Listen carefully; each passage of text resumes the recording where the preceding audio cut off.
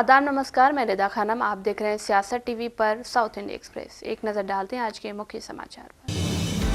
विपक्षी दलों के प्रति सत्ता पक्ष के रवैये के खिलाफ विरोध जताते हुए बीआरएस सदस्यों ने आज विधानसभा से वॉकआउट किया। प्रश्नकाल के दौरान पूर्व सड़क एवं भवन मंत्री बी प्रशांत रेड्डी और सड़क एवं भवन मंत्री कोमाटिरी वेंकट रेड्डी के बीच राज्य में सड़क अवसंरचना विकास को लेकर बहस छिड़ी हुई है। प्रशांत रेड्डी ने कहा कि बीआरएस सरकार के कार्यकाल में करीब 22,000 करोड़ रुपए की लागत से 8,672 किलोमीटर डबल लेन सड़कें और 669 किलोमीटर 4 लेन सड़कें विकसित की गई। इसके विपरीत कांग्रेस सरकार ने पिछले 10 महीनों में लक्षित 769 किलोमीटर में से केवल 55 किलोमीटर का ही विकास किया है। उन्होंने वित्त मंत्री मल्लू भट्टी विक्रमार्क के बजट भाषण का हवाला देते हुए कहा कि उन्होंने प्रस्तावित हाइब्रिड इम्यूनिटी मॉडल के तहत सड़कों के विकास पर सड़क और भवन मंत्री से जवाब मांगा। प्रशांत रेड्डी को जवाब देते हुए कोमाटिरी रेड्डी वेंकट रेड्डी ने कहा कि बीआरएस सरकार ने पिछले 10 सालों में उप्पल फ्लाईओवर को पूरा नहीं किया। इस तथ्य से अनजान रहते हुए कि एक राष्ट्रीय राजमार्ग परियोजना थी। उन्होंने कहा कि कांग्रेस सरकार काम में तेजी ला रही है और इसे 18 महीनों में पूरा कर लिया जाएगा।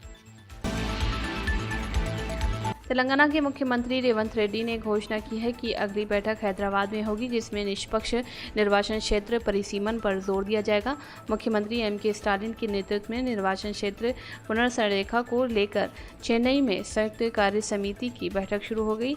इस बैठक में केरल के मुख्यमंत्री पिनराई विजयन, पंजाब के मुख्यमंत्री भगवंत मान, तेलंगाना के मुख्यमंत्री रेवंत रेड्डी और कर्नाटका के deputy CM D K. Shiv Kumar शामिल हुए। बैठक में बोलते हुए तेलंगाना के मुख्यमंत्री रेवंत रेड्डी ने कहा कि ये प्रतिनिधित्व स्थापित करने के लिए एक बैठक है। निर्वाचन क्षेत्र का पुनर्भाषित करना जनसंख्या वृद्धि को नियंत्रित करने में सबसे अच्छा प्रदर्शन करने की सजा है।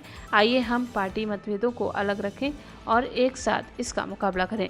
तमिलनाडु के मुख्यमंत्री एम.के. स्टालिन को दिल्ली में भी इसी तरह के कदम उठाने चाहिए। भाजपा हमें बोलने ही नहीं देती, वे जो सोचते हैं उसके आधार पर फैसला लेते हैं। इसलिए हम एकजुट होकर केंद्र की भाजपा सरकार के इस फैसले के खिलाफ आवाज उठाएंगे। उन्होंने कहा कि अगली बैठक हैदराबाद में होगी, जिसमें निष्पक्ष निर्वाचन क्षेत्र परिसीमन पर जोर दिया जाएगा। एमआईएम प्रमुख असदुद्दीन ओवैसी ने नागपुर हिंसा को लेकर महाराष्ट्र के मुख्यमंत्री देवेंद्र फडणवीस का आलोचना की। उन्होंने आरोप लगाया कि फडणवीस सरकार स्थिति को नियंत्रित करने में विफल रही है। ओवैसी ने फिल्म छावा को हिंसा भड़काने के लिए दोषी ठहराए जाने को लेकर भी निशाना साधा। ओवैसी ने एक सभा को संबोधित करते हुए आरोप लगाया कि महाराष्ट्र सरकार के एक मंत्री ने मुगल बादशाह औरंगजेब की कब्र हटाने के बारे में भड़काऊ भाषण दिया। उन्होंने कहा कि आप क्या कर रहे थे, क्या नागपुर आपका शहर नहीं है? उन्होंने आयत वाली चादर जलाई, लेकिन आप कहते हैं कि इसके लिए एक फिल्म जिम्मेदार है। एमआईएम चीफ ने कहा कि आप क्या कर रहे थे, ये आपकी सरकार, आपकी पुलिस और आपके खुफिया तंत्र की विफलता है। अगर कानून व्यवस्था की स्थिति पैदा हुई है तो इसके लिए आप जिम्मेदार हैं। उन्होंने हिंसा की निंदा करते हुए कहा कि आयत वाली चादर जलाई गई, कार्रवाई के लिए शिकायत की गई थी और बाद में हिंसा भड़क उठी।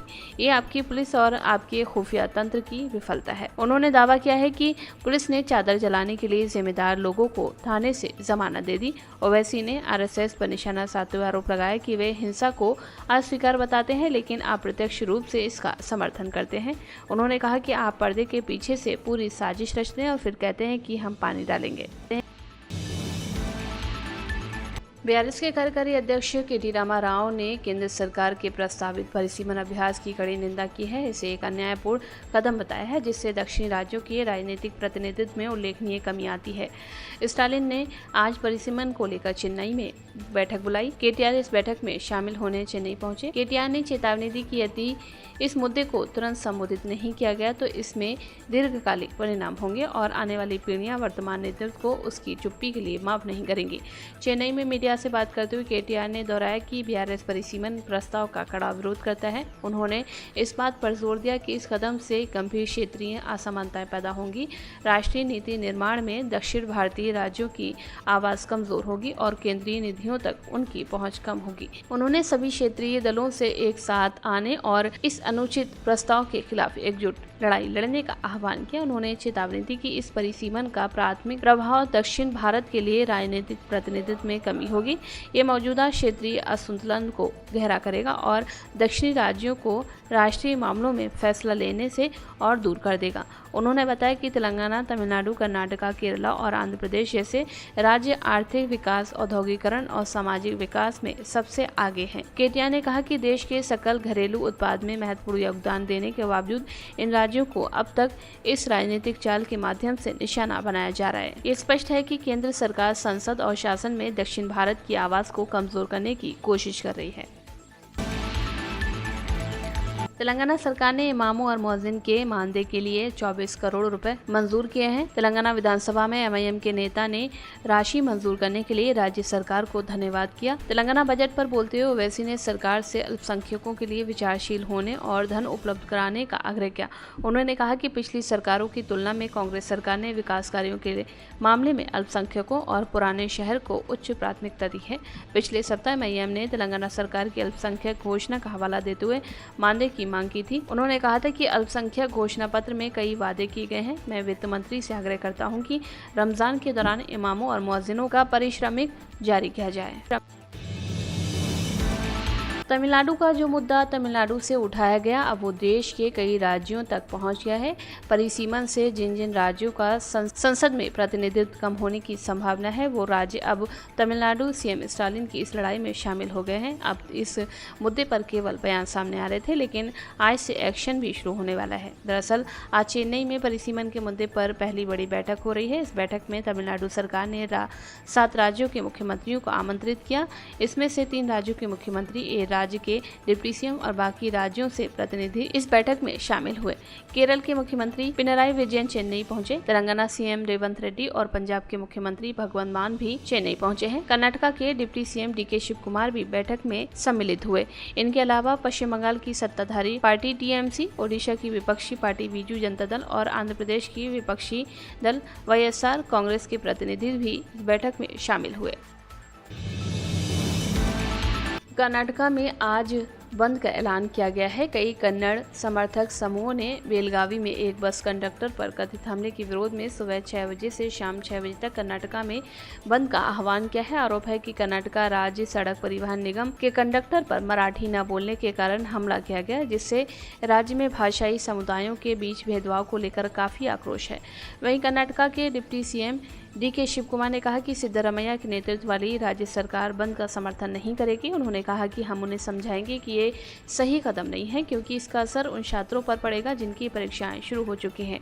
बेलगावी और राज्य के दूसरे संवेदनशील क्षेत्रों में ज्यादा संख्या में सुरक्षा बलों की तैनाती की गई है। हर दिन सफर करने वाले लोगों और छात्रों को चेतावनी दी गई है कि बंद से उनकी सामान्य दिनचर्या प्रभावित हो सकती है। खासतौर पर यहाँ निजी गाड़ियों की आवाजाही, ऑटो बस का परिचालन बंद रहेगा। मॉल और मल्टीप्लेक्स बंद रहेंगे और प्राइवेट दफ्तरों पर भी ताला लटका रहेगा। सिनेमाघर बंद रहेंगे। परीक्षाओं की वजह से कुछ छात्र स्कूल जा सकते हैं। ऐसे में स्कूल और पेरेंट्स के बीच कांटेक्ट जरूरी है। राज्य सरकार के ऑफिस खुले रहेंगे। इन चीज़ों के बंद के लिए किसी भी तरह की आधिकारिक सूचना नहीं है, लेकिन यहाँ ताला लटका हुआ देखा जा सकता है। आरएसएस की कर्नाटका की राजधानी बेंगलुरु में 3 दिवसीय बैठक हो रही है। मंथन का आज दूसरा दिन है। इस बीच आरएसएस के सह सरकार्यवाह अरुण कुमार ने प्रेस कॉन्फ्रेंस की और बांग्लादेश परिसीमन जैसे मुद्दों पर अपनी बात रखी। उन्होंने परिसीमन पर कहा कि 2002 के बाद परिसीमन को फ्रीजिंग किया गया, तो सवाल यह है कि अभी तक कोई एक्ट आया क्या। अरुण कुमार ने कहा कि इसको लेकर अनावश्यक आशंका जाहिर की जा रही है। समाज में सबको लेकर चलने की बात करनी चाहिए, अविश्वास खड़ा करने से बचना चाहिए। उन्होंने कहा कि डिलिमिटेशन के लिए एक्ट आता है। पहले परिसीमन एक्ट 1969 बना, उसके बाद एक्ट 2002 आया, उसके बाद परिसीमन को फ्रीजिंग कर दिया गया। तो सवाल यह है कि कोई नया एक्ट आया है क्या। अभी जो लोग इस मुद्दे को उठा रहे हैं उनसे पूछिए कि परिसीमन से पहले जनसंख्या गणना होती है, उसके बाद परिसीमन एक्ट आता है। ऐसा कुछ हुआ भी नहीं, फिर वो इस मुद्दे को आगे क्यों बढ़ा रहे हैं। जो लोग परिसीमन को मुद्दा बना रहे हैं उनको इंट्रोस्पेक्शन करना चाहिए कि क्या जो वो कर रहे हैं वो सही है। तमिलनाडु के मुख्यमंत्री और डीएमके के अध्यक्ष एम.के. स्टालिन की अध्यक्षता में परिसीमन पर जेपीसी की पहली बैठक आज चेन्नई में की गई। बैठक की अध्यक्षता करते हुए एम.के. स्टालिन ने कहा कि मैं केरल, कर्नाटक, आंध्र प्रदेश, तेलंगाना, ओडिशा, पश्चिम बंगाल और पंजाब के नेताओं का हार्दिक स्वागत करता हूं, जो निष्पक्ष परिसीमन पर संयुक्त कार्रवाई समिति की बैठक में हमारे साथ शामिल हो रहे हैं।